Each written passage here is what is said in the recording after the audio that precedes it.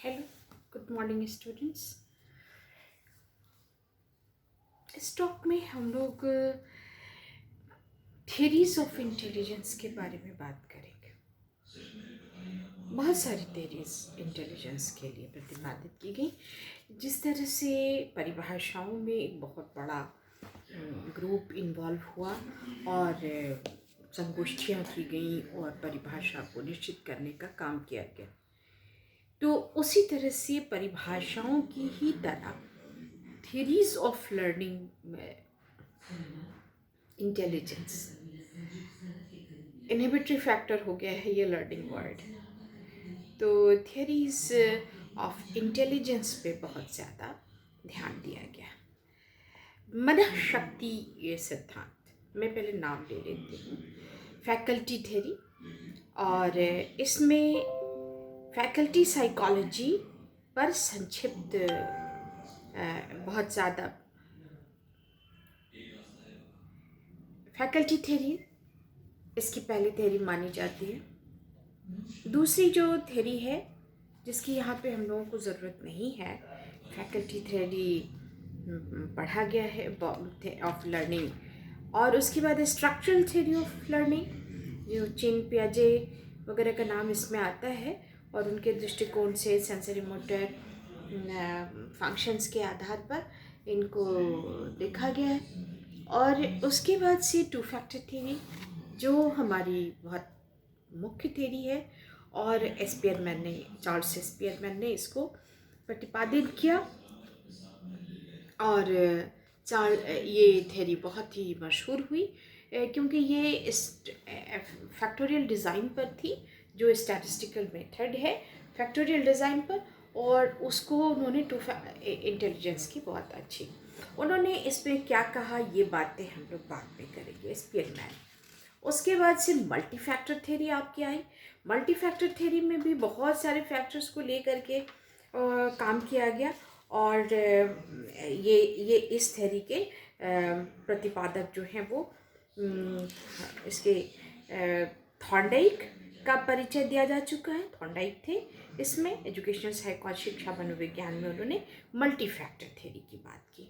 इसमें बहुत सारे फैक्टर्स, छोटे छोटे घटक जो हैं वो रहते हैं, और उनके आधार पर इंटेलिजेंस की थ्योरी को उन्होंने प्रतिपादित किया। उसके बाद आपको मैंने सैम्पलिंग थ्योरी भी है।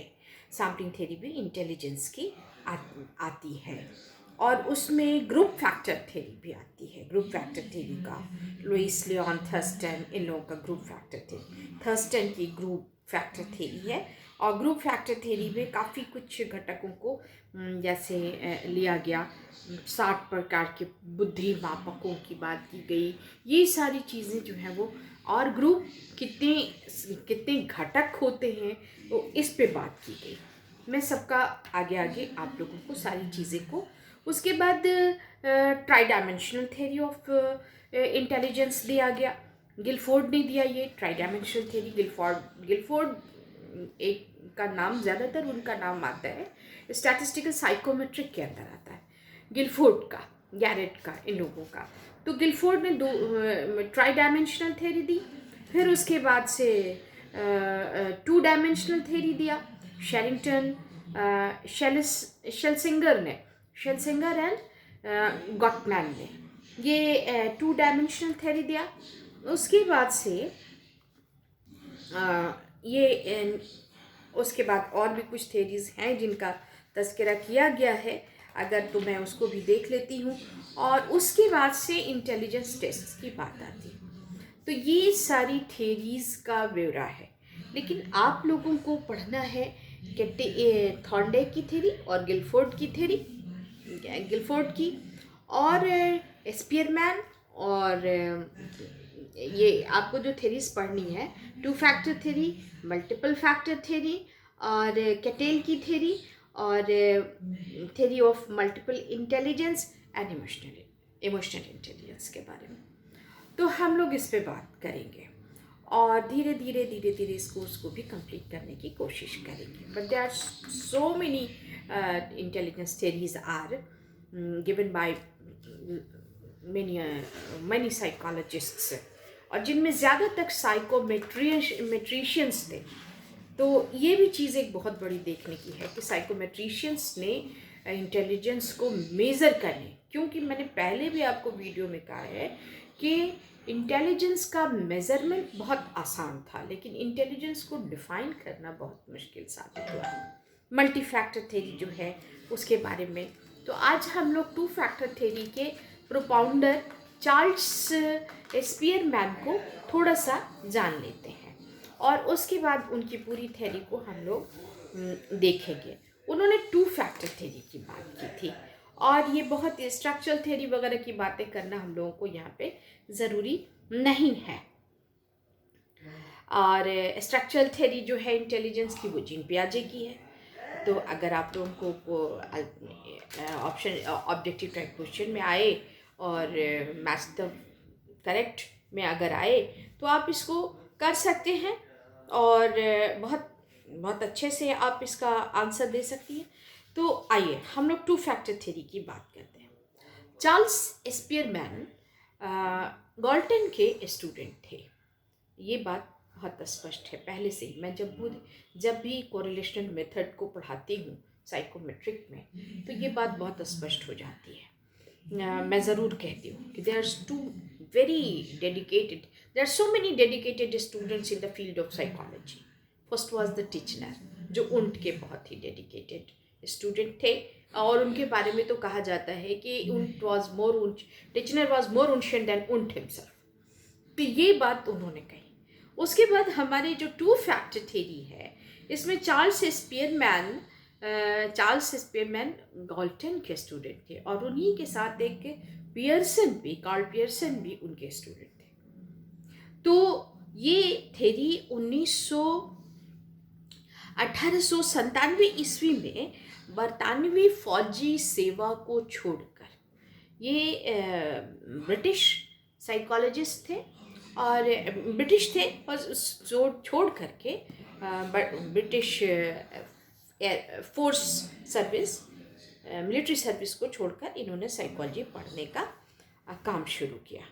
उन्ट के साथ रहे और 1904 में इन्होंने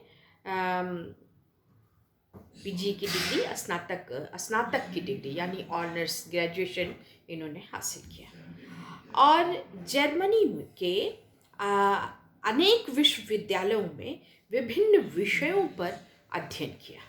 जर्मनी के विभिन्न विषयों का अध्ययन करने के बाद लंदन यूनिवर्सिटी आए और ये उनकी जर्नी रही चार्ल्स स्पीयरमैन की। और ये बहुत ही मेधावी छात्र रहे, अच्छे रहे, फोर्स में काम किया था।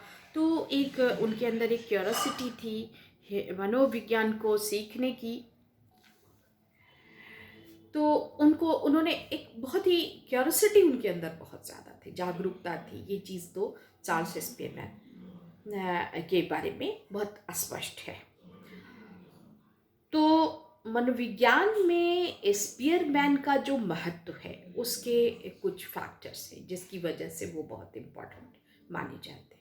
एक तो इंटेलिजेंस की टू फैक्टर थ्योरी और दूसरा कोरिलेशन का एक मेथड जो हमने आप लोगों को पहले भी पढ़ाया है, उस पर मेरा वीडियो भी है, रैंक डिफरेंस मेथड, कोटि अंतर विधि कोरिलेशन की। ये विकसित किया और उन्होंने कारण विश्लेषण फैक्टर एनालिसिस विधि को विकसित किया, फैक्टर एनालिसिस विधि, और उसी फैक्टर एनालिसिस पर बेस्ड है ये टू फैक्टर थ्योरी भी, to factor theory of intelligence. जब हम उसको आपको फॉर्म्ड वे में देंगे तो आप उसमें पहला लाइन यही होगा कि उन्होंने फैक्टर एनालिसिस यानी पर ही बेस्ड उन्होंने इंटेलिजेंस को भी की थ्योरी भी प्रतिपादित की।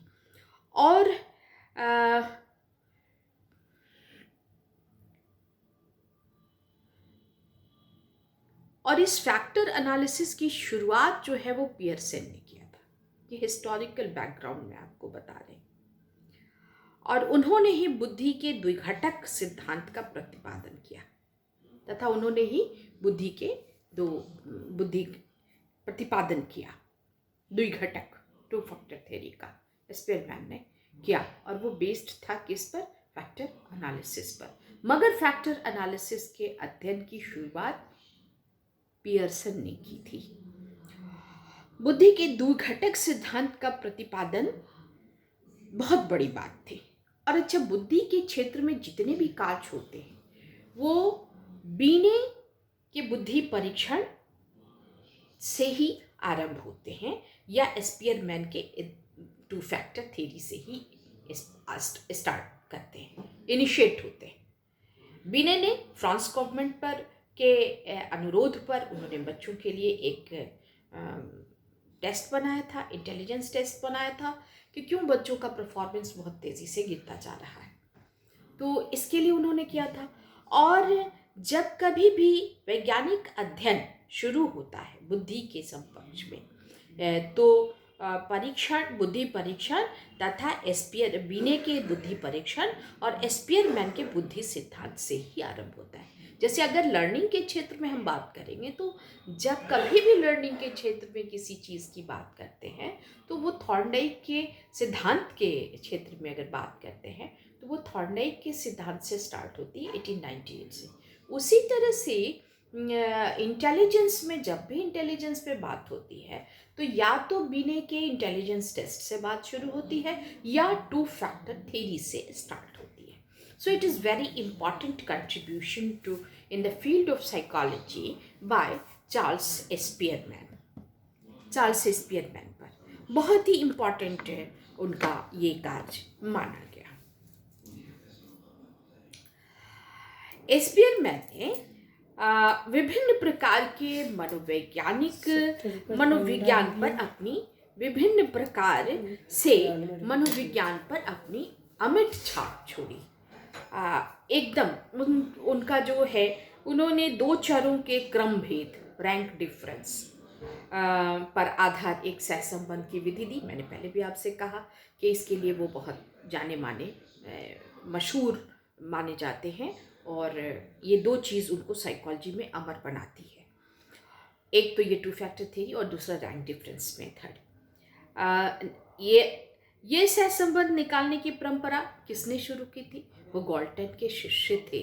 मैंने पहले ही आपसे कहा कि गॉल्टन के शिष्य थे और उन्होंने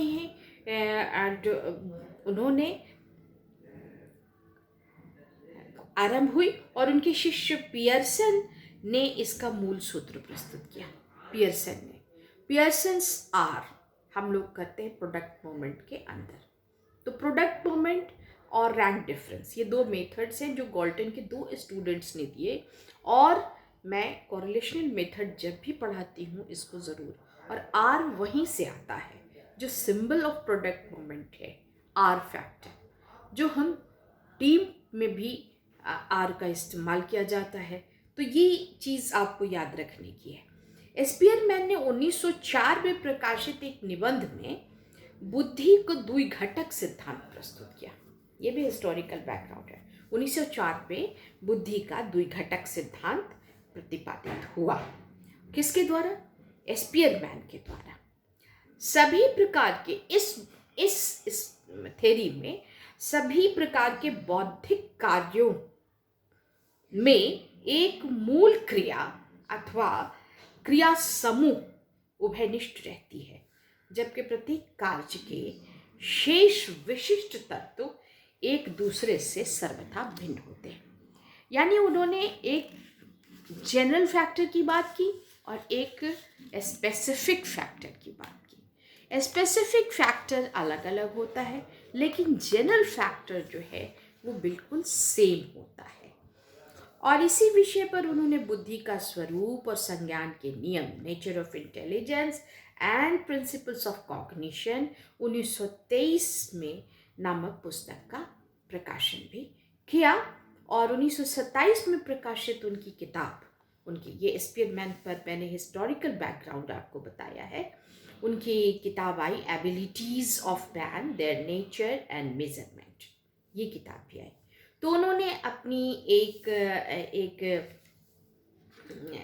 अपनी जो टू फैक्टर थ्योरी थी उसको उन्होंने जो है